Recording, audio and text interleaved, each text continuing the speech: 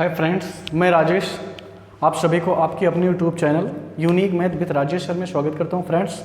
Friends आज हम सब क्लास 10th मैथ एनसीईआरटी के चैप्टर नंबर 3 दो चरों वाले रैखिक समीकरण युग्म के पर चर्चा करेंगे, जिसकी प्रश्नावली होगी 3i। ठीक है फ्रेंड्स, और ये आपके लिए बेहद इंपॉर्टेंट वीडियो होने वाली है। सो गाइज, आप इस पूरा वीडियो को जरूर कंसंट्रेट होकर देखिए, और अगर आपको वीडियो अच्छी लगे तो आप अपने दोस्तों में ज़रूर शेयर करें, और अगर आप वीडियो पे नए हैं तो आप वीडियो को सब्सक्राइब जरूर करें। ठीक है, चलते हैं। प्रश्नावली का 17वां प्रश्न है। कहता है एक रेलगाड़ी एक समान चाल से कुछ दूरी तय करती है। Very very most important dear. कहता है एक रेलगाड़ी एक समान चाल से कुछ दूरी तय करती है। यदि रेलगाड़ी 10 किलोमीटर अधिक तेज चलती तो उसे नियत समय से 2 घंटे कम समय लगते हैं। ठीक है, उसे नियत समय से 2 घंटा कम समय लगता है। और यदि रेलगाड़ी 10 किलोमीटर धीमी चलती, कम अधिक चलती, तो उसे नियत समय से 3 घंटा समय ज़्यादा लगता है। तो कह रहा है रेलगाड़ी द्वारा तय की गई दूरी ज्ञात कीजिए। तो यहाँ मान लेंगे, क्या मानेंगे फ्रेंड्स, ये कई बार पूछा गया एग्जाम में, तो आप इसको अच्छे से जरूर देखें। कहता है माना रेलगाड़ी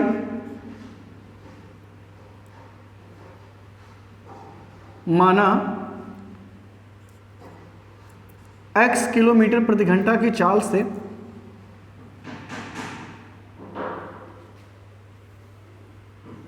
रेलगाड़ी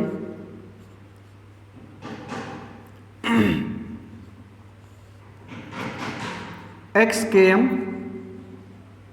पर आवर की चाल से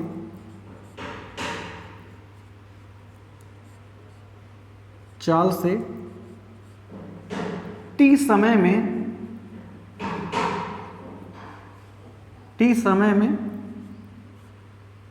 d दूरी तय करती है। हमें कुछ नहीं पता था कि समय कितना लगता है, उसकी चाल कितनी है, उसकी दूरी कितनी है, पता नहीं बिल्कुल है, तो हमने संभाल लिया। माना रेलगाड़ी x किलोमीटर प्रति घंटा की चाल से t समय में d दूरी तय करती है। ओके, तय करती है। अच्छा ही बताइए, अब अगर आपने मान लिया तो आप दूरी बराबर क्या जानते हैं फॉर्मूला? दूरी बराबर क्या होता है? तो रेलगाड़ी द्वारा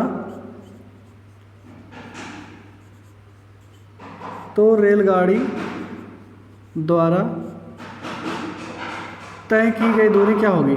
तय की गई दूरी d बराबर क्या होगा? वो हो जाएगा, आप जानते हैं दूरी बराबर क्या होता है? चाल गुणे समय। दूरी बराबर क्या होता है? चाल गुणे समय होता है। और आपने चाल क्या मान रखा है? x, और समय क्या मान रखा? t, यानी d बराबर आएगा x × t। ओके, अब यहाँ से चलते हैं प्रथम शर्तानुसार। कहता है कि यदि रेलगाड़ी 10 किलोमीटर प्रति घंटा अधिक तेज चलती, यानी रेलगाड़ी अभी किस चाल से चल रही है?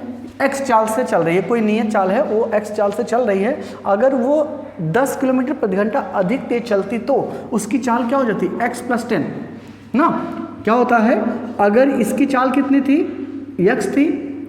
ओके, तो कितना समय लगता है? सॉरी, अगर ये अपनी चाल जो है 10 किलोमीटर बढ़ा देती तो उसकी चाल कितनी हो जाती? x से हो जाती x + 10। तो समय कितना लगता? समय उसको लगता है 2 घंटा कम। अगर वो अपनी चाल जो है 10 किलोमीटर बढ़ा देती है तो उसको समय 2 घंटा कम समय लगता है। यानी समय कितना था शुरुआत में? t था, तो उससे 2 घंटा कम समय हो जाता, t-2 हो जाता। अच्छा, ये अगर चलता, अगर आप कहीं जा रहे हो, सपोज करिए आप अपने घर से स्कूल जा रहे हैं, तो अगर आप अपनी चाल में बढ़ोतरी करेंगे, अगर आप अपनी चाल बढ़ाएंगे तो समय क्या लगेगा? कम लगेगा। और अगर आप अपनी चाल जो है वो कम करेंगे तो समय आपको ज़्यादा लगेगा। लेकिन ऐसा आपको अपनी चाल घटाने बढ़ाने से समय दूरी में भी कोई परिवर्तन नहीं होगा। भाई, अगर 2 स्थानों के बीच अगर आप जा रहे हैं, अगर आप अपनी चाहे चाल बढ़ाओ चाहे घटाओ, लेकिन उसके चाल बढ़ाने से उसके दूरी के मान में कोई परिवर्तन नहीं है, दूरी बदल नहीं जाएगी। अब ऐसा नहीं है कि 5 किलोमीटर है तो 10 किलोमीटर, नहीं, दूरी वही नियत रहेगी। तो यानी इसका मतलब है चाल बढ़ाने से वही दूरी तय करेगी, यानी डी। ठीक है। तो यहाँ d बराबर क्या है, xt रख सकते हो, d बराबर क्या है, xt। तो यहाँ से अगर आप गुणा करेंगे तो क्या हो जाएगा, इनका गुणा आप इसमें करिए तो क्या हो जाएगा xt, और इसका गुणा आप -2 में करेंगे तो -2x हो जाएगा। अब 10 गुणा t में करेंगे तो हो जाएगा +10t, और 10 का गुणा -2 में करेंगे तो -20 बराबर क्या हो जाएगा, ये बराबर हो जाएगा xt। xt से कैंसिल आउट हो गया, तो क्या बचा -2x + 10t -20 बराबर कितना, 0। -2 कॉमन ले लीजिए तो x + 5 आएगा, सॉरी माइनस कॉमन लिए तो अंदर वाला चिन्ह बदल जाएगा, -5t और ये +10 आ जाएगा, इक्वल टू कितना, 0। यानी x - 5t और +10 इक्वल टू कितना हो जाएगा, 0। समीकरण नंबर हो जाएगा 1। इतनी बात सुनाई। अब अगर यहाँ से निकल गया है तो अब आप अगले स्टेप में क्या करेंगे कि द्वितीय शर्तानुसार लिखिए। द्वितीय शर्तानुसार ये कहता है, अब यहाँ से यदि रेलगाड़ी 10 किलोमीटर प्रति घंटा धीमी चलती, यानी उसकी चाल शुरुआत में थी कितनी, x, अगर वो 10 किलोमीटर धीमी चलती तो उसकी चाल कितनी हो जाती, x - 10। अच्छा, अगर अपनी चाल वो धीमी करती तो समय ज़्यादा लगेगा कम लगेगा, जाहिर सी बात है, चाल धीमी करेंगे, धीमा होगा चाल उसकी तो समय ज़्यादा लगेगा। तो समय कितना लगता था t, और कितना समय ज़्यादा लगने लगा, 3 घंटे अधिक समय लगना, यानी हो जाएगा t + 3 और इक्वल टू, अच्छा वही दूरी तो वही रहेगा, xt ही रहेगा, है दूरी क्या रहेगा, xt ही रहेगा, बराबर दूरी में कोई चेंजमेंट नहीं होगी। और यहाँ से आप मल्टीप्लाई करेंगे तो क्या हो जाएगा xt, और यहाँ से आप इनका मल्टीप्लाई करेंगे तो क्या हो जाएगा +3x, ठीक है। और यहाँ से मल्टीप्लाई करेंगे तो -10t हो जाएगा, और -30 इक्वल टू कितना हो जाएगा, xt। यहाँ से xt कैंसिल आउट हो जाएगा, और यहाँ कितना आएगा, 3x - 10t और -30 इक्वल टू कितना, 0। ये समीकरण नंबर 2 हो गया। अब आपको समीकरण 1 और 2 मिल गया है, तो इन्हीं दोनों समीकरण को हल करके क्या निकाल लीजिए, x और t का मान निकाल लीजिए। क्या करना है, वैसे हम क्या करते हैं, अगर अपन भी से निकालना होता तो यहीं से x का मान निकालते और यही x का मान इसमें ले जाकर पुटअप कर देते, निकाल दें। अच्छा, अगर आप प्रश्न सॉल्व करना चाहते हैं तो यही x का मान निकाल लीजिए। तो x का मान निकालेंगे तो इधर ये माइनस इधर आके +t हो जाएगा, और ये इधर जाएगा तो माइनस हो जाएगा, -10 इक्वल टू समीकरण नंबर, इसको 1 बना लीजिए, ठीक है।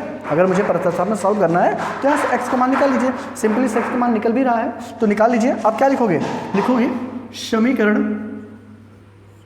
कितने से, 1 से x का मान कहाँ रखने पर, x का मान समीकरण 2 में रखने पर, समीकरण 2 में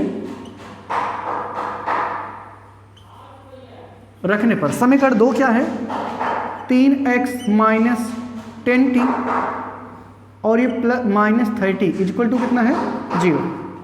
कितनी बात सुनाई। अब क्या करना है, आपने x का मान निकाल रखा है, x का मान कितना है, x का मान है 5t - 10, ये तो है। तो आप 5t - 10 रख दीजिए x का मान, और ये 10t वैसे ही रहेगा, -30 भी वैसे रहेगा, बराबर कितना, 0।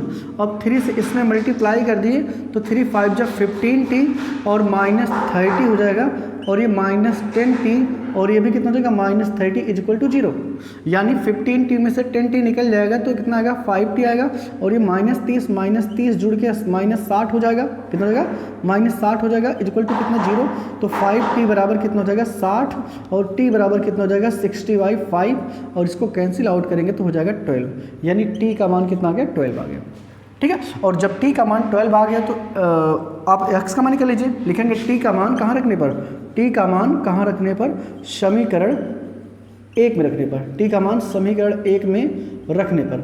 समीकरण 1 क्या है, तो समीकरण 1 है कि x बराबर 5t और -10, तो यहाँ रख दीजिए 5 × 12 - 10, यानी 12 × 25 60 - 10 50 आएगा। x बराबर कितना आ गया, 50 आ गया, यानी रेलगाड़ी की जो चाल है वो कितनी है, वो 50 किलोमीटर प्रति घंटा है, और कितना उसको समय लगता है, वो शुरुआत में 12 घंटा समय लगता है। अच्छा, उसका चाल, उसकी क्या पूछ रहा है, दूरी पूछ रहा है, तो आपने दूरी बराबर निकाल लिखा है, यहाँ लिखेंगे रेलगाड़ी द्वारा, कैसे लिखोगे, रेलगाड़ी द्वारा तय की गई दूरी, तय की गई दूरी d बराबर क्या निकाला था, xt, तो x का मान कितना आया, 50 और t का मान 12, तो 12 25 60 और 2 शून्य। इसका मतलब है वो रेलगाड़ी कितनी दूरी कवर करी थी? 600 किलोमीटर। समझ में फ्रेंड्स, ये प्रश्न जो है वेरी वेरी मोस्ट इंपॉर्टेंट है और उम्मीद करता हूँ आपको जरूर ये पसंद आया होगा। और अगर आपको पसंद आया हो तो जरूर आप इसको सब्सक्राइब करें और अपने दोस्तों में जरूर शेयर करें फ्रेंड्स। ठीक है, चलते हैं अगले प्रश्न पर। चलते हैं फ्रेंड्स, प्रश्नावली का 18 नंबर का प्रश्न है। कहता है समीकरणों 5x minus Y equal to 5 और 3x minus Y equal to 3 के ग्राफ खींचिए। इन रेखाओं और वाई एक्स से बने त्रिभुज के शीर्षों के निर्देशांक ज्ञात कीजिए। ठीक है, तो सबसे पहले हम इसका ग्राफ खींचते हैं। तो ग्राफ कैसे खींचोगे फ्रेंड्स, आपको हमने बता रखा है। अगर आपने नहीं देखा तो आप तीसरे चैप्टर के शुरुआती वीडियो को जरूर देखें। ठीक है, वहाँ आपको हमने अच्छे से बता रखा है कि दो समीकरणों को कैसे हम ग्राफ खींचते हैं। ठीक है, फिलहाल देखते हैं क्या है। आपको दे रखा है, एक समीकरण है x minus 5y equal to 5 है। तो आप इसके लिए एक ऐसे ये बना लीजिए टेबल। ठीक है, और इस टेबल में क्या करें आप, जहाँ एक x लिखे एक y और इसके कम से कम 2 मान तो जरूर ज्ञात करें। ठीक है, तो अगर यहाँ x का मान रखें 0 तो 0 5 जा 0 हो जाएगा, माइनस वाई बराबर 5 आएगा, तो यानी y का मान आएगा माइनस में 5। ठीक है, ये वाला माइनस हो जाएगा। ठीक है, अगर हम x की वैल्यू कितना रखें, 1 रखें, तो 5 के 5 ही 5 से कट जाएगा, तो y बराबर कितना आएगा 0। ये आ गया। ठीक है, आपको क्या करना है, कम से कम इसके 2 मान तो जरूर निकाल लेना है। ठीक इसी प्रकार से दूसरा वाला समीकरण क्या है, 3x minus Y equal to 3 है। यहाँ भी ऐसे एक टेबल बना लीजिए और ये x इसमें 1 में y, और यहाँ क्या करें आप, अगर x की वैल्यू 0 रखते हैं तो 3 0 0 हो जाएगा, 3 0 0, तो y की वैल्यू क्या आएगी माइनस में 3, और अगर ये आप इसकी वैल्यू 1 रखोगे तो इसकी वैल्यू आएगी 0। ठीक है, कोई दिक्कत? कहने का मतलब अगर आपको ये समझ नहीं आता तो आप कहीं रफली वर्क में जरूर सॉल्व करके इसको देख लें। ठीक है ना, तो अब क्या करना है, ये तो बन गया। अब आपको ग्राफ खींचना है। कैसे ग्राफ खींचोगे आप, यहाँ कार्टेशियन प्लेन बनाओगे। ये क्या होता है, एक्स अक्ष होता है। ठीक है, इसको वाई अक्ष बोलते हैं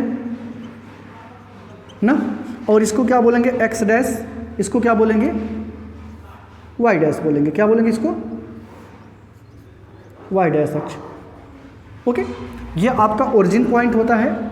और यहाँ अगर हम बात करें तो ऐसे नंबरिंग चलेगा 1 2 3 ऐसे चलेगा, और यहाँ भी ऐसे चलेगा 1 2 3, और इस पर 1 2 3 4, और इधर भी 1 2 3 4 5 6 ऐसे चलेगा ना। आप ग्राफ की कॉपी बनाएंगे तो ज़्यादा बेटर होगा, आपको अच्छे समझ में आ गया अच्छे से। अब यहाँ क्या है, पहले पॉइंट की बात करें 0 कामा माइनस 5। 0 कामा का मतलब एक्स अक्ष पे चलना नहीं है, वाई अक्ष पे -5 चलना। -5 वाई अक्ष पे ऊपर तरफ मिलेगा, नीचे की तरफ 1 2 3 4 5। इसका मतलब ये पॉइंट क्या होगा, 0 कामा -5। ठीक है, दूसरा क्या है 1 कामा 0। 1 कामा 0 का मतलब क्या हुआ, ये आपका है 1 ना, और वाई एक्स पे नहीं चलना। तो इसका मतलब है दूसरा पॉइंट इसका क्या होगा कि 1 कामा 0। ठीक है, आप इनसे होती हुई रेखा खींच दीजिए। ठीक है, ऐसे आप लीजिए और यहाँ से आप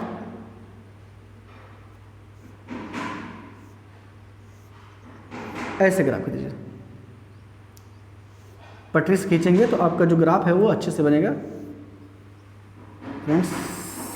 ठीक है, इसको आप पहले खींचिए ऐसे।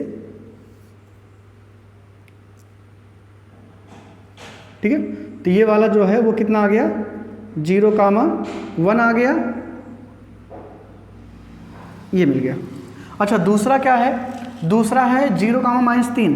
तो 0 कामा -3 क्या मिलेगा, 0 पे इसका मतलब एक्स पे नहीं चलना, वाई पे चलना है।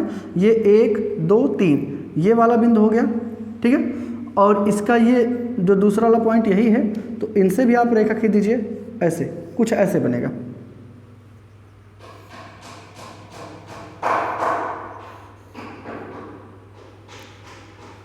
ठीक है ना, ये बनेगा, ऐसे जाती हुई रेखा खींच दीजिए। तो ये 1 का तो नाम क्या हो जाएगा, ये हो जाएगा 1 और 1 हो जाएगा ये। अब कहता है कि y अक्ष ये है, y अक्ष क्या है, ये है, और इन दोनों रेखाओं, एक रेखा ये हो गई और एक रेखा ये हो गई। अब इनके मुझे शीर्षों के निर्देशांक ज्ञात करना है, ठीक है। इनके शीर्षों का क्या मुझे ज्ञात करना है, निर्देशांक ज्ञात करना है। तो निर्देशांक कैसे ज्ञात करोगे बताइए। आपको एक शीर्ष ये दिख रहा होगा, इसका निर्देशांक क्या है, 1,0 है। दूसरा शीर्ष आपको दिख रहा है 0,5 और तीसरा शीर्ष आपको क्या दिखा, ये है 0,-3। तो इसका मतलब है शीर्षों के निर्देशांक क्या हो जाएंगे, तो आप लिख देना शीर्षों के निर्देशांक, शीर्षों के निर्देशांक हो जाएंगे कितना, वो हो जाएगा कि एक है 1,0, दूसरा है 0,-3 और तीसरा है 0,-5। ये क्या होंगे, ये तीनों त्रिभुज के शीर्षों के निर्देशांक होंगे। और जब इसके शीर्ष से निर्देशांक निकल जाएंगे तो आपको क्या ज्ञात करना है, इसका क्षेत्रफल भी ज्ञात करना है। क्या ज्ञात करना है, क्षेत्रफल ज्ञात करना है। तो इसका क्षेत्रफल क्या हो जाएगा, क्षेत्रफल का फॉर्मूला क्या होता है, 1/2 आधार गुणे ऊंचाई। तो यहाँ से इसको निकाल लेंगे तो ये क्या हो जाएगा, ये आधार हो जाएगा, इसकी ऊंचाई क्या हो जाएगी, ये हो जाएगी ना।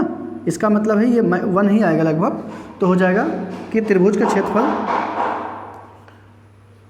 क्षेत्रफल जो है उसका फॉर्मूला क्या हो जाता है, 1/2 आधार गुणे ऊंचाई, आधार गुणे ऊंचाई, ठीक है। तो यहाँ से कितना हो जाएगा,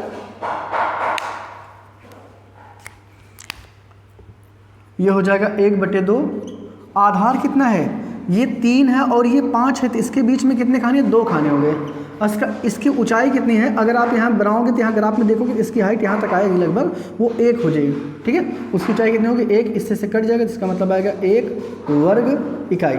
ओके फ्रेंड्स, तो ये क्वेश्चन था। और ये क्वेश्चन जो है आपको जो हमने पहले वीडियो बना रखा उसमें 2-3 क्वेश्चन आपको इस तरह बताया है और आप उसको जरूर अच्छे से देख लें, ठीक है फ्रेंड्स। ओके, तो ये रहा इसका सलूशन हो गया। समझ में आया फ्रेंड्स, आशा करता हूँ आपको जरूर अच्छे से समझ में होगा। चलते हैं अगले प्रश्न पर।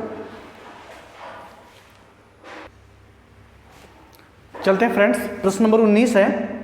कहता है ABCD एक चक्रीय चतुर्भुज है।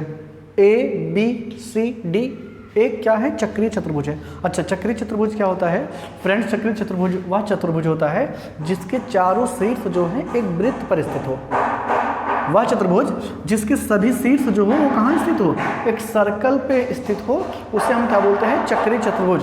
और चक्रीय चतुर्भुज का एक नियम होता है कि चक्रीय चतुर्भुज के सम्मुख कोणों का योग 180 अंश होता है। चक्रीय चतुर्भुज के सम्मुख कोणों का योग जो होता है वो कितना होता है, 180 अंश होता है। यानी A के सामने वाला कोण कौन है, C है, और B के सामने वाला कोण कौन है, D है। इन दोनों कोणों का योग जो होगा वो कितना होगा, 180 अंश होगा। यहाँ लिखेंगे हल में, कोण A प्लस कोण C, कोण A के सामने कौन है, कोण C है, इन दोनों का योग कितना होगा, 180 अंश होगा। क्यों, यहाँ लिख देना चक्रीय चतुर्भुज के सम्मुख कोणों का योग, सम्मुख कोणों का योग कितना होता है, 180 अंश होता है, ठीक है। चक्रीय चतुर्भुज के सम्मुख कोणों का योग जो होता है 180 अंश होता है। इसी वजह से हमने कोण A प्लस कोण C बराबर कितना कर लिया, 180 अंश है। अब कोण A का मान क्या है, 4y-20 है, और इसके बाद इसका मान कितना है, ये तो -4x है ये, और दूसरा वाला कोण है 4y प्लस 20 इक्वल टू कितना है, 180। तो -4x प्लस 4y, इसको उधर ले जाएं तो 180 माइनस 20 हो जाएगा, और यहाँ से हम 4 कॉमन ले लें तो x माइनस वाई, भाई माइनस कॉमन लेने से अंदर वाला चिन्ह बदल जाता है। ये कितना हो जाएगा, 160 हो जाएगा। इधर ये गुणा है, इधर भाग हो जाएगा, तो यानी x माइनस वाई बराबर 160 माइनस 4, तो यानी x माइनस वाई बराबर हो जाएगा 4 चौक 16 माइनस 40 आएगा। और यहाँ से अगर x का मान निकाल लें तो -40 क्या हो जाएगा, y माइनस 40 हो जाएगा। इसको समीकरण 1 बना सकते हैं। इतनी बात आपको समझ में आई कि नहीं, यहाँ से हमने x का मान निकाल लिया, ठीक है। अब दूसरा है कोण B धन कोण D, भाई ये भी तो इसके सामने वाला कोण कौन है, D है, तो यानी आप लिखोगे पुनः कोण, ऐसे पुनः कोण बी धन कोण डी बराबर कितना होगा 180 अंश होगा। यहाँ भी आप लिखोगे कि चक्रीय चतुर्भुज के सम्मुख कोणों का योग, सम्मुख कोणों का योग जो है वो कितना होता है, वो योग 180 अंश होता है। ठीक है। अब यहां से कोण ए का मान कितना, कोण बी का मान कितना है, ये 3y - 5 और ये कितना है 7, तो इसको पहले लिखते हैं 7x + 5 और प्लस डी का मान कितना है, सॉरी डी का मान तो हो गया, अब इसका मान है 3y - 5 = कितना 180। ओके, एक -5 एक +5 है, तो यहाँ से ये माइनस और कट जाएगा, तो -7x + 3y = कितना आएगा 180। ये इसको समीकरण कितना बना ले, 2 बना ले। अब आपको समीकरण 1 और 2 को सॉल्व करना है, वो भी कौन से विध से, प्रतिस्थापन सॉल्व कर ले, क्योंकि हमने यहाँ x का मान निकाल रखा है और यही x मान यहाँ लाके पुट अप कर दिए, और इसी विध को क्या बोलते हैं, प्रतिस्थापन विध। तो लिखोगे कैसे, लिखोगे यहाँ लिख देते हैं दोस्त, समीकरण 1 से x का मान कहाँ रखने पर, x का मान समीकरण कहाँ रखने पर, समीकरण 2 में रखने पर, 2 में रखने पर। तो समीकरण 2 है क्या, समीकरण 2 है कि -7x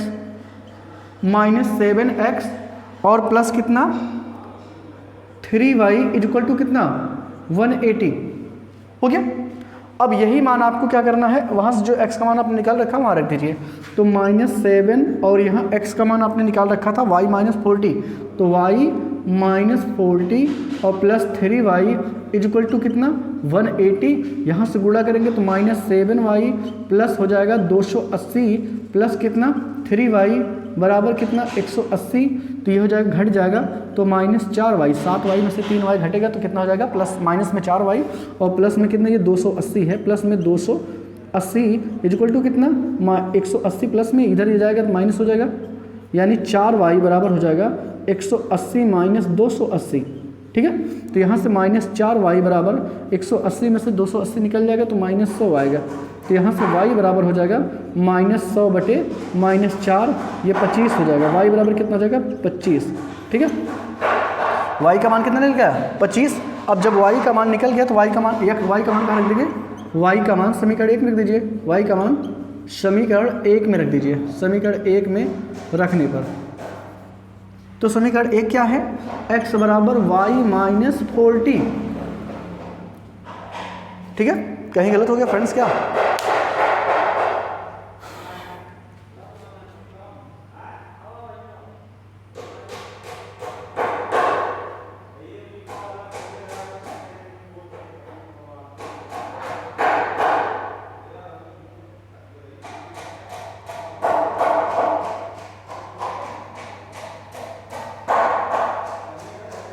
एक मिनट देखते हैं।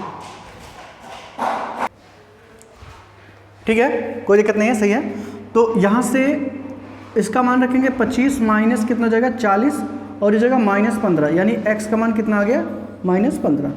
अब आपको ज्ञात करना x और y का मान निकल गया है, तो आपको सबसे पहले क्या ज्ञात करना है, a का मान।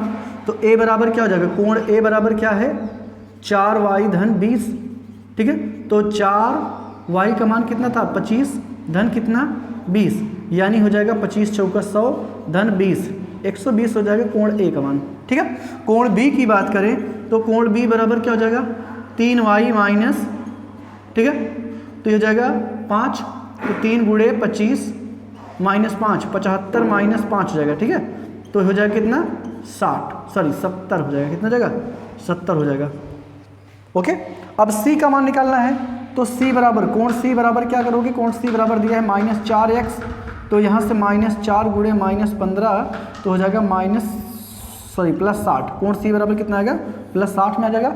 और कोण डी का मान अगर आपको ज्ञात करना है, यहाँ बता देते हैं, स्पेस नहीं है, तो ये है -7x प्लस कितना 5, तो -7 गुणे -15 प्लस कितना 5, -15 सत्ते 105, सॉरी प्लस 105 हो जाएगा, और धन कितना 5 यानी 110। कोण डी का मान, ये चारों कोण निकल गए।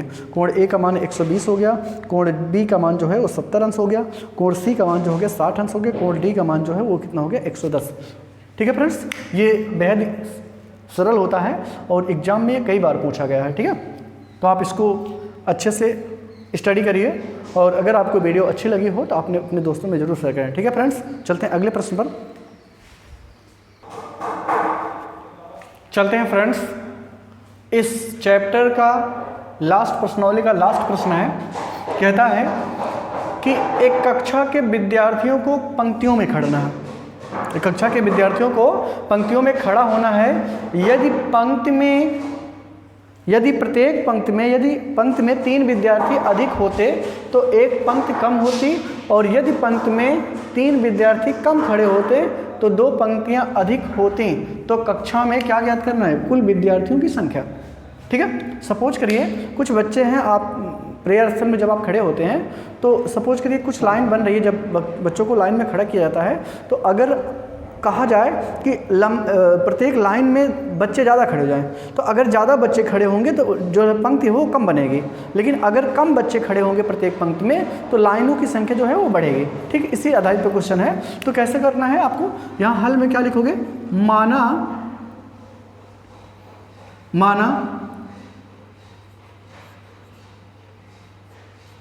पंक्तियों की संख्या कुल, यहाँ लिख दीजिए कुल, माना कुल पंक्तियों की संख्या जो है वो x है, तथा प्रत्येक पंक्ति में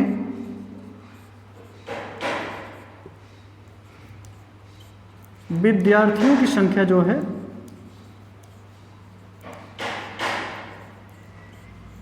वो कितनी है? वो x है, सॉरी y है। कितनी है? y। कितनी पंक्ति है?